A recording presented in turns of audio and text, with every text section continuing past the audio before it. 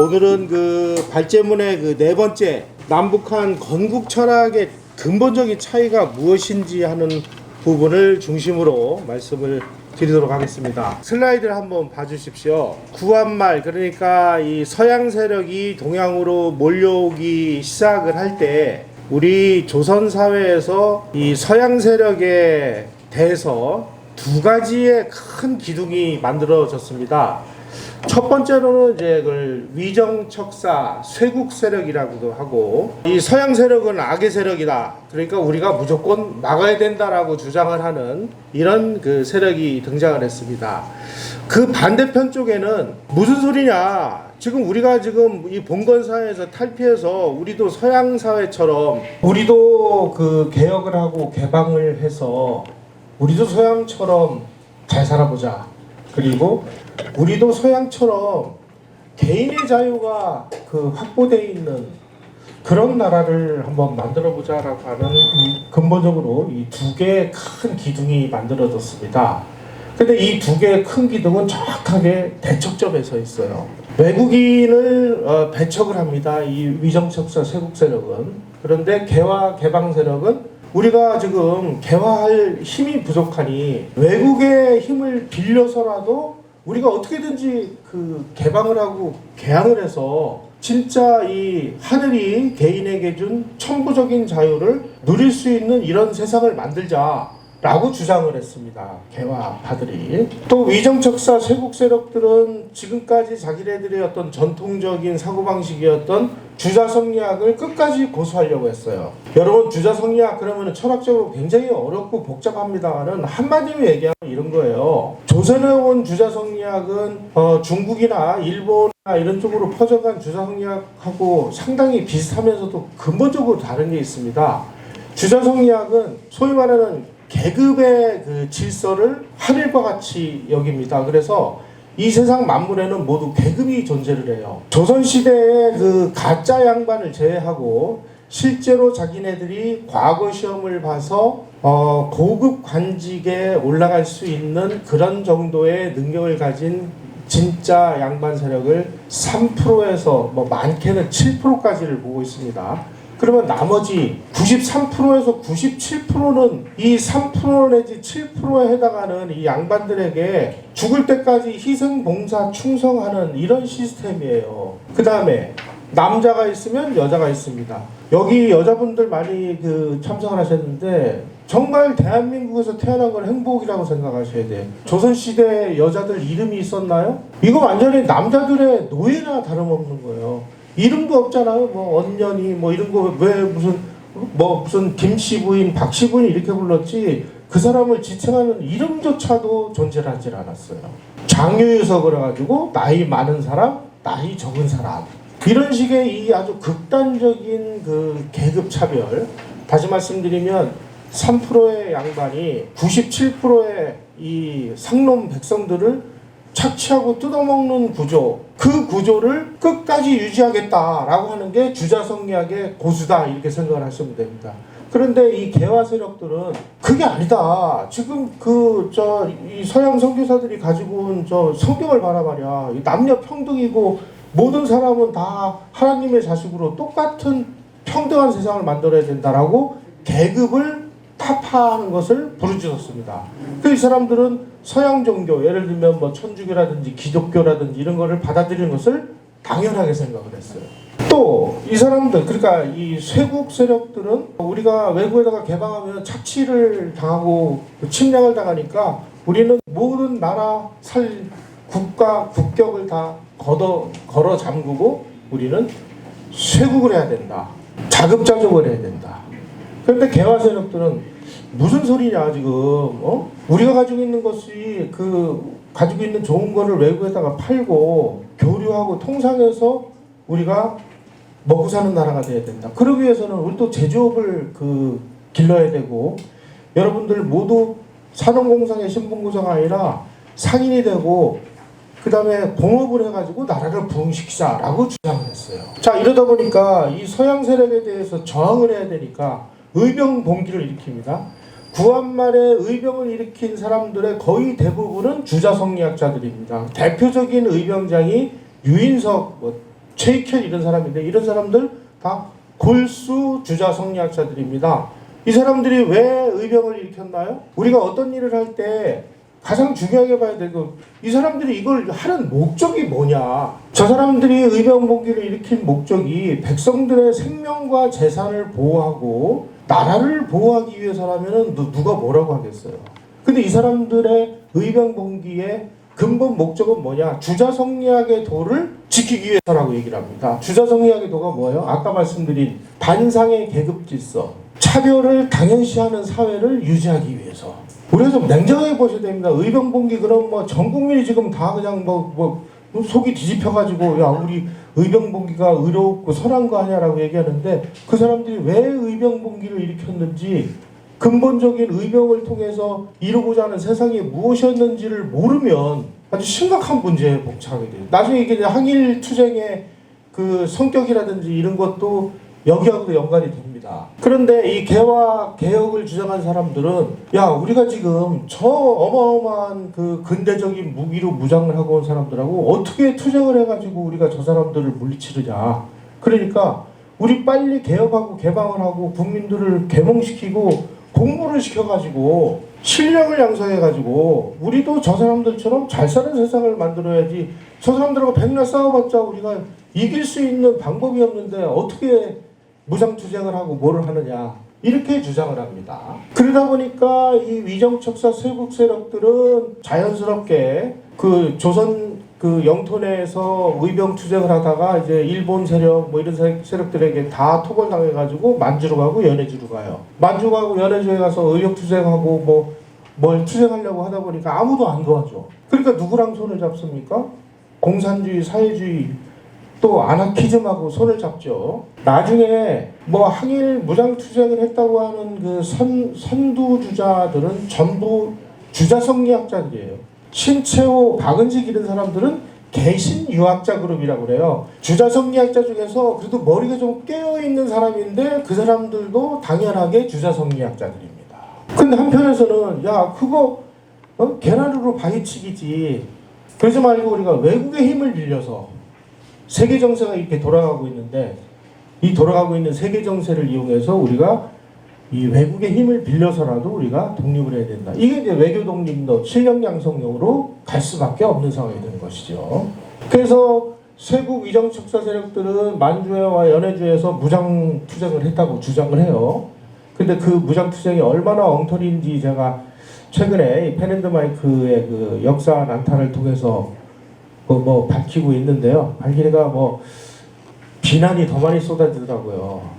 야, 당신이 뭔데 우리의 이 의로운 항일 투쟁을 건방지게 비판을 하느냐? 저는 비판하는 게 아니고요.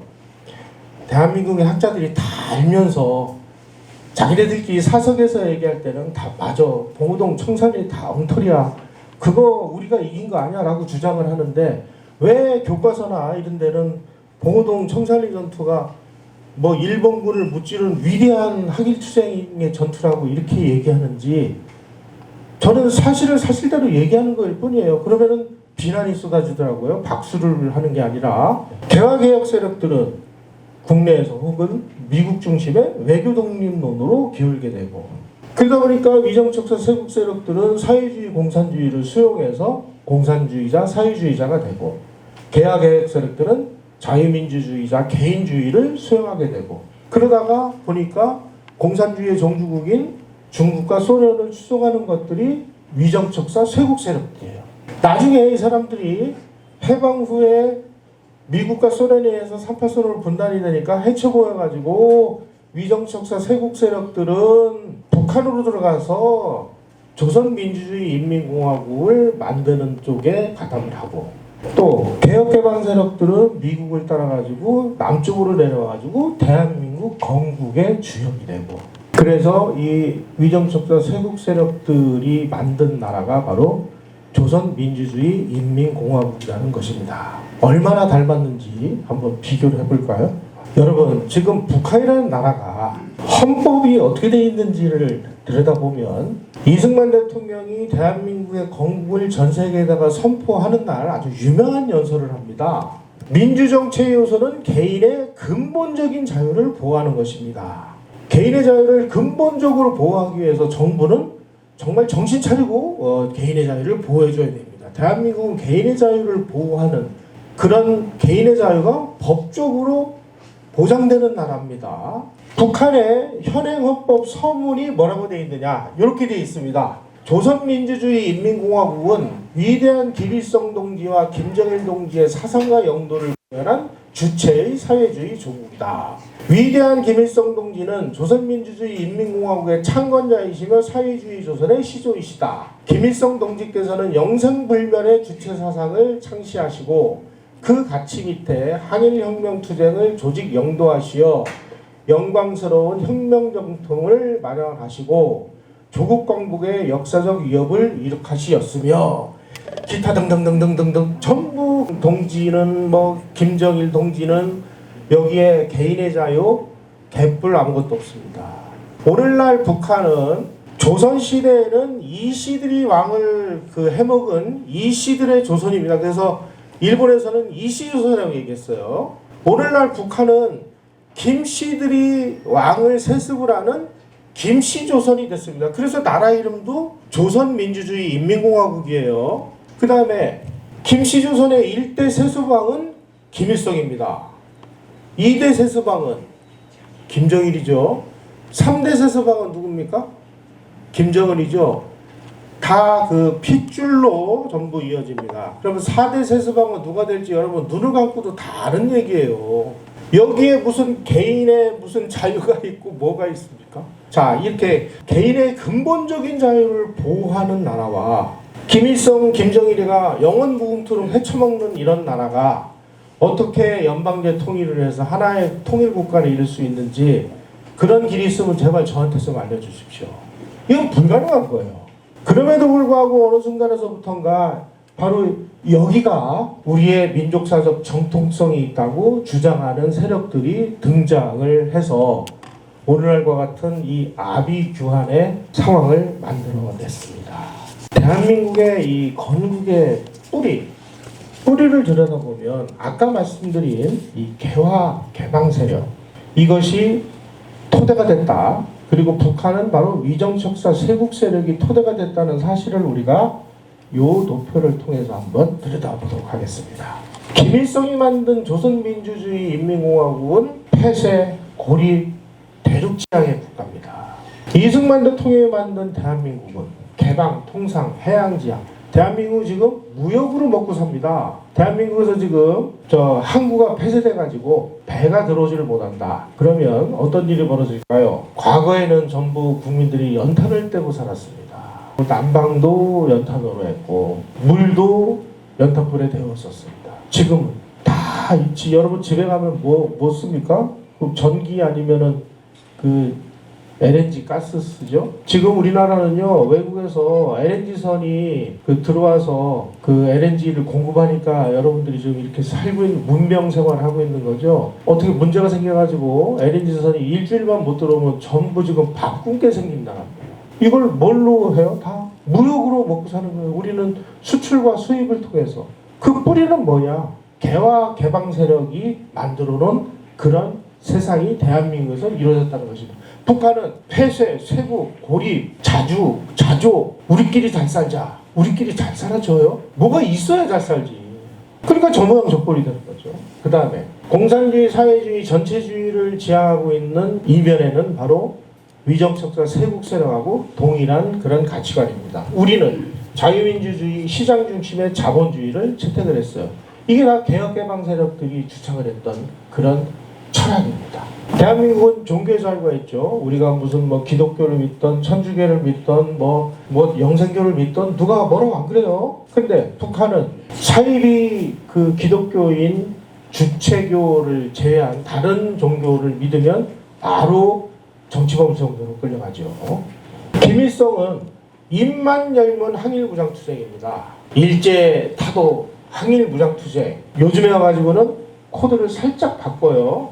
미제 타도 원수를 처부수자. 일본이 미국으로 바뀐 거 외에 똑같습니다. 우리는 지금 개혁개방을 통해 가지고 우리는 외교로 먹고 살고 있고 심지어 공산권과도 다 수교를 해가지고 우리가 전 세계 어디 못 가는 나라가 없는 세상이 됐죠. 그 다음에 김일성의 학력은 뭐 만주 길림 육문중학을 가봤습니다. 그 만주의 길림이라는 도시에 그 교실을 그 김일성이가 그 2학년까지 다니다가 그 공산주의 서클에 가담해가지고 이제 도망감으로 인해서 길림 육문중학 중퇴생이 됐는데 그 김일성이가 공부했다는 교실을 이렇게 기념관으로 만들어서 사진을 찍고 그러다가 들켜가지고 그래서 쫓겨났습니다. 길림 육문중학 2학년 중퇴생이고요. 이승만 대통령은 여러분들이 꼭 가기를 원하는 조지 워싱턴 대학에서 학사를 했고 하버드 대학에서 석사를 했고 프린스턴 대학에서 박사학위를 했습니다. 당대 미국 어느 지성인들도 참 감히 흉내내기 힘든 아이비리그 대학 3개 대학에서 학사, 석사, 박사를 하고 국제 정치경제학 박사학위를 취득한 그야말로 동서양 이 철학적 가치의 최고봉에 올라있는 그런 지성인이었습니다. 당연히 김일성은 위정척사 세국 세력들의 후예답게 자력갱생, 교류단절 그래서 뭐 자기네 나라 국민들이 외국에 그 허가 없이 나가면 다 그냥 뭐 죽이거나 뭐 아우지 탕각을 보내거나 수용소로 보냅니다. 우리는 뭐 해외여행 지금이야 뭐 코로나19로 해외여행 가기가 좀 어려졌습니다만은 전 국민 중에 해외여행 안 가본 사람이 어디 있어요? 그러니까 뭐 인천공항에다 뭐 매 터질 정도가 됐죠. 바로 이 북한과 대한민국이 지향하는 가치를 비교를 해보면 아까 제가 말씀드린 이 위정척사 쇄국 세력과 개혁개방 세력하고 완벽하게 닮은꼴입니다. 그래서 오늘날 지금 우리 그 38선이 6.25가 끝나고 나서 휴전선으로 변했는데 이 휴전선은 완벽한 지금 문명의 분단선이 돼버렸어요. 그래서 우리가 이 대한민국 건국의 가치, 북한의 건국의 가치를 정확하게 알아야 우리가 건국을 왜 우리가 공부해야 되는지 그것을 이해하실 수가 있습니다. 마지막으로 민주주의가 정상적으로 작동하기 위해서는 어머니 뱃속에서 민주주의 교육을 받고 나오는 것이 아니기 때문에 민주주의가 정상적으로 작동을 하려면 전 국민이 민주시민 교육을 해야 된다라고 얘기들을 합니다. 그런데 민주시민 교육이라는 것은 뭘 공부하는 게 민주시민 교육이냐 이렇게 물어보면 아무도 몰라요. 그래서 미국의 이 교육 분야에 속하 계신 로버트 프리만 버츠라는 분이 민주시민교육이라는 것은 이런 걸 가르치는 거야 하고 세 가지로 정의를 내려놨습니다. 첫째가 뭐냐? 그 나라 건국의 역사와 이념을 정확하게 가르쳐라. 첫째가 헌법의 정체성, 다시 말씀드리면 법치를 정확하게 가르쳐라. 셋째, 민주시민으로서의 권리와 함께 의무도 가르쳐라. 민주시민교육의 핵심은 대한민국 건국의 역사와 이념을 정확하게 아는 건데 바로 이 부분을 지금 우리 전교조라든지 이런 사람들에 의해서 학교에서 180도로 뒤집어가지고 가르치는 바람에 지금 우리는 이 공교육 시스템을 다 마치고 사회에 배출되면 완벽하게 좌파 인사들이 양산되는 시스템이 만들어져 있습니다. 그래서 건국을 우리가 정확하게 알지 못하면 나라가 망한다 하는 사실을 다시 한번 깨닫는 올해 8.15가 됐으면 합니다. 제 말씀은 이것으로 마치겠습니다. 고맙습니다.